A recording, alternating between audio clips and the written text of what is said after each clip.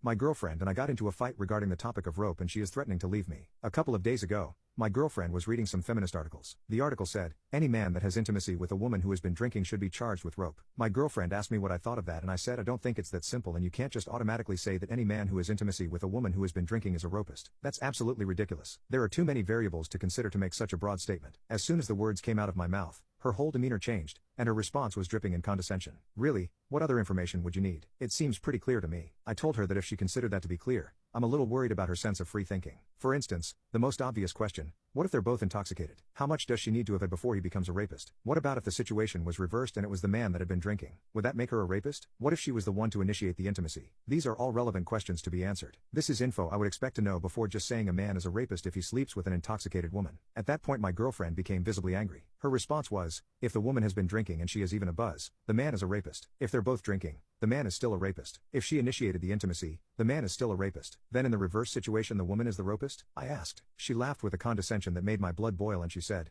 don't be stupid. The only way a woman could rope a man is if she had a gun or something and put something up his back door. If he gets a stiffy, it's not rope. I was and still am floored by her hypocrisy and ignorance. Needless to say, this argument escalated further than it should have to the point that we were actually yelling at each other. Finally, I had to just walk away. I went for a walk and when I got back, she was sitting on the couch. Without even looking at me, she said if I don't change my way of thinking immediately, she's moving out. To which I responded, I would offer to help you pack, but you don't need a man's help with that. And I went to bed. We didn't speak to each other for 2 days and had been walking around the house, ignoring each other. But yesterday morning she said to me, you know, you were a rapist because we had intimacy the night of my best friend's wedding. We were both hammered at the wedding. We went back to our hotel room, and she initiated some of the wildest intimacy we ever had. But that last statement was the last straw for me. I told her I would not ask her to change what she thinks the way she demanded I do, but if she really felt I did that to her, then we are done, and she needs to move out. Then today, she went to work. She sent me an email that says, I would never call the police on you because I know you never intended to rope me and I completely forgive you. I'd even be willing to forget everything that has happened. All I ask is that you simply acknowledge that you did that to me and that men who have intimacy with intoxicated women are rapists. That's all I'm asking. I did not,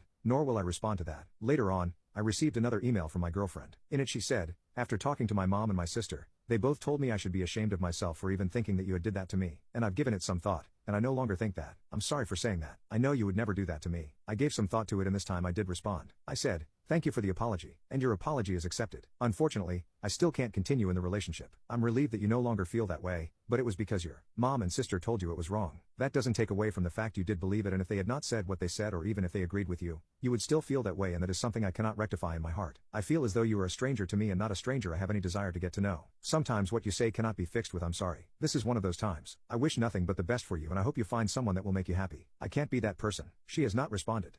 My girlfriend and I got into a fight regarding the topic of rope and she is threatening to leave me. My now ex-girlfriend was calling me constantly over the next week. It was bordering on harassment. She would apologize over and over and say that she loved me and no longer felt like I decided to rope her and she just wanted to be with me again. I told her no repeatedly. At one point I told my 20-year daughter, not from the ex, everything about the breakup and what she said about me roping her at the wedding. My daughter and I have a super close bond and tell each other everything. So, after telling my daughter all about it, she became so angry that she called my ex. She offered to arrange my ex's face for cheaper than a plastic surgeon would and also to remove any teeth to prevent any toothaches she may get in the future. So my kid and I were sitting on my couch having a couple beers and chatting when the cops knocked on my door. The ex called them and reported my daughter for threatening her. They charged her with a misdemeanor for the threats but they didn't arrest her or put her in jail. Needless to say she wanted to make a visit to my ex after that, but I was able to talk a little sense into her. Later that same night I got another call from my ex with more of the crying and the I'm sorries and she wanted to just forget everything that has happened and she no longer feels like I did rope her and she just wanted us to be together again. She asked if she could come over to talk and she alluded to us having intimacy, I guess thinking I am just a dumb man and the offer of intimacy would have me forget that she accused me of rope and tried to have my daughter arrested. I told the ex that I was not interested in talking nor was I ever going to be sticking my pee-pee in crazy again. I asked her to please stop calling me and just let me live my life in peace. I hoped that would be the end of it but as we all know, hope springs eternal but was not to be my luck. At about 3 a.m. I awoke to something that normally I quite enjoyed waking up to but this night I was not pleased. She had broken into my flat, and knowing that I always sleep unclothed, she came into my room and was giving me neck. Like I said, normally that would have been awesome but this time I was infuriated. I started screaming at her to get the F out of my house before I called the cops on her like she did my daughter. She started crying and begging me to please talk to her. I'm ashamed to say, I did grab her by the arm and walk her out of my room to the front door only to find some friend of hers sitting on my couch. I guess her car was not running so she got a ride from this friend. So now I'm standing in my living room, unclothed, yelling for them to get the F out of my house. Which woke up my daughter, who was sleeping in the spare room because she had too much booze and I didn't want her driving. My daughter came out of the room with a baseball bat because she didn't know who I was yelling at and she thought we were getting robbed. When she saw who I was yelling at, she actually tried going after the ex and her friend, but I was able to stop her and get her to go into the bedroom. I ordered my ex to get the F out and told her I better never hear from her again. Next morning I have off from work, so my daughter and I are eating breakfast and talking about going to get new locks for my house later when I get a knock at my door. My daughter answered it, and lo and behold, it was two detectives. My ex apparently was now trying to have me arrested for roping her. I couldn't believe it.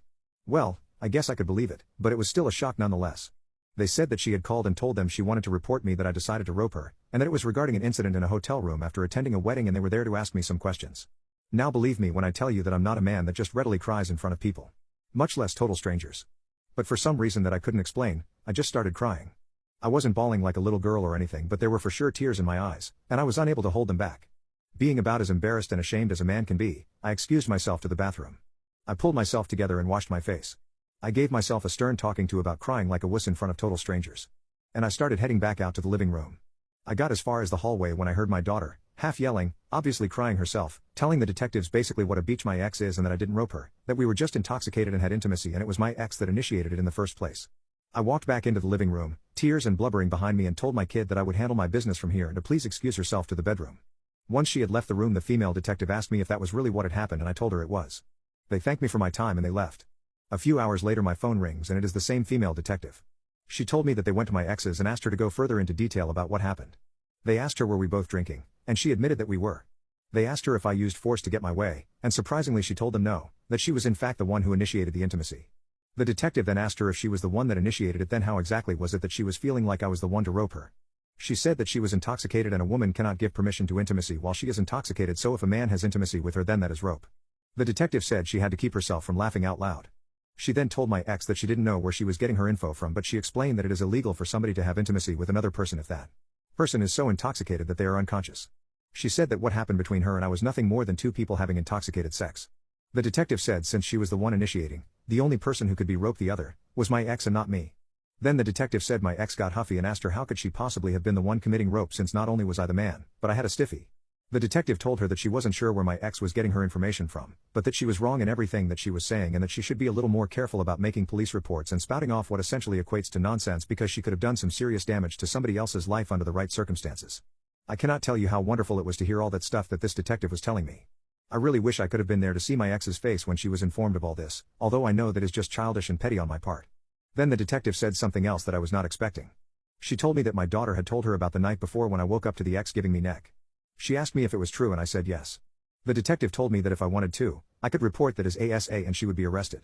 They would probably just release her on her own recognizance, but she would still have to go to court, and if found guilty she would have to register as an offender. I couldn't believe it. I really thought about it, but I have no desire to ruin my ex's life. I just want her out of mine. But you can bet I had fun telling my ex what the detective told me, and I used it to tell my ex if she ever contacts me again that I would do it. And also, she needed to have the charges on my kid dropped. But if she did that, had the charges dropped and then never contacted me again, I would not report her. She agreed. And I can't be happier.